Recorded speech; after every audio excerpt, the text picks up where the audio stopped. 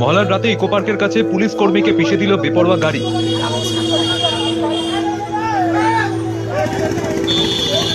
মহলার আগের দিন থেকেই মুখ্যমন্ত্রী মমতা বন্দ্যোপাধ্যায় পুজোর উদ্বোধন শুরু করে দিয়েছেন, আর মহলার দিন থেকে লোকজন ঠাকুর দেখা শুরু করেছে।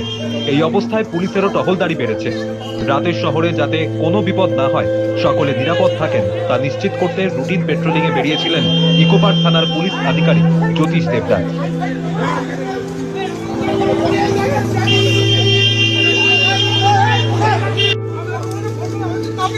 সাইকেলে করে চেনা পরিচিত রাস্তাতেই টহল দিচ্ছিলেন। ইকো পার্ক 2 নম্বর গেটের কাছে সার্ভিস লেনে তাকে ধাক্কা মারে বেপরোয়া গতিতে একটি গাড়ি। মুহূর্তেই রাস্তায় লুটিয়ে পড়েন তিনি। পা থেকে ছিটকে যায় জুতো, হাতে থাকা জিনিসপত্র।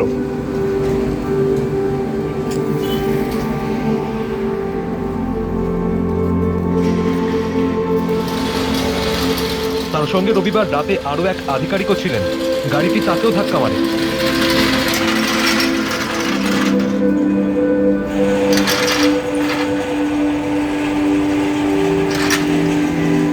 স্থানীয়রা আওয়াজ পেয়ে দ্রুত তাদের নিকটবর্তী বেসরকারি হাসপাতালে নিয়ে যান উদ্ধার করে। ইকো পার্ক থানার কনস্টেবল জ্যোতিষকে মৃত ঘোষণা করা হয়। আরো এক আধিকারিক চিকিৎসাধীন।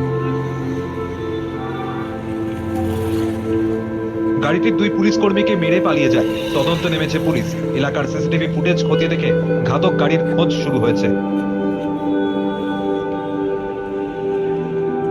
আমাদের বিট পেট্রোলিং এ ছিলেন, বিট পেট্রোলিং সাইকেলে ছিলেন, ধাক্কা কিসে মেরেছে? বাইক ধাক্কা মেরেছে। যে ধাক্কা মেরেছে তাদের কি দেখছি আমরা, পরে আমরা আপনাদেরকে সব ডিটেলস দেবো। তাদের কি পাওয়া গেছে? যে ওটা পরে বলবো, প্রদান করে দেখছি আমরা।